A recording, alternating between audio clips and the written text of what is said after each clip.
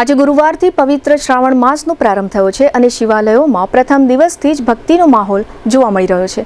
યાત્રાધામ દ્વારકા નજીક આવેલા સુપ્રસિદ્ધ નાગેશ્વર જ્યોતિર્લિંગ ખાતે આજે સવારથી જ મહાદેવના દર્શન તથા પૂજા માટે શિવભક્તો ઉમટી પડ્યા હતા। શિવભક્તો દ્વારા જળાભિષેક, બિલીપત્ર અને દુગ્ધાભિષેક સહિતની વિવિધ પૂજા અર્ચના કરી હતી અને સુખ, શાંતિ, સમૃદ્ધિ તથા આરોગ્ય માટે દેવાધિદેવ મહાદેવને પ્રાર્થના કરી હતી। દેશના 12 જ્યોતિર્લિંગમાં નાગેશ્વર જ્યોતિર્લિંગની ગણના થઈ છે, જેને કારણે આ નાગેશ્વર મહાદેવનું મંદિર સમગ્ર દેશભરમાં ખ્યાતિ પ્રાપ્ત છે।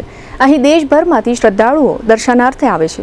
આજે શ્રાવણ મહિનાના પ્રથમ દિવસે ઉત્તરાખંડ રાજ્યમાંથી આવેલા 2 શ્રદ્ધાળુઓ मनोजसिंह અને મોહિતભાઈએ નાગેશ્વર જ્યોતિર્લિંગ ખાતે शिव दर्शन बाद आपेली प्रतिक्रियाओं प्रस्तुत है। मैं गुजरात ज्योतिर्लिंग दर्शन करने के लिए आया था, तो द्वारका से अभी ज्योतिर्लिंग आए हैं हम, और अच्छे से बिल्कुल भोले बाबा के अच्छे से दर्शन हुए और थोड़ा मौसम ने अच्छा साथ दिया। और वैसे आज भीड़ भी कम है, लेकिन सावन का महीना है, धीरे धीरे भीड़ बढ़ती रहेगी, तो बहुत अच्छा लगा। तो जय भोलेनाथ की, जय भोले बाबा की, आप सभी पे कृपा बनाए रखे।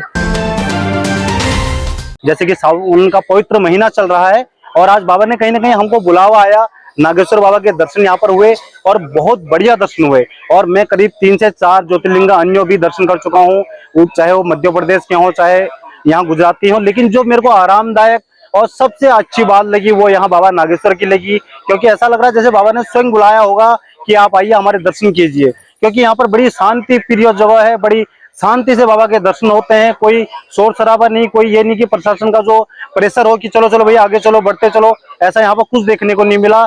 जितनी देर आप चाहो तो भगवान के दर्शन आराम से कर सकते हैं, आराम से यहाँ बैठ सकते हैं, तो बहुत बढ़िया लगा। और मैं सभी लोगों को धन्यवाद करता हूँ, चाहे मीडिया कर्मी हो, पुलिस प्रशासन हो, यहाँ की तमाम सरकारें हो, क्योंकि आपके द्वारा जो भी यहाँ पर व्यवस्था बनाई गई है वो हमें काफी अच्छा लगा।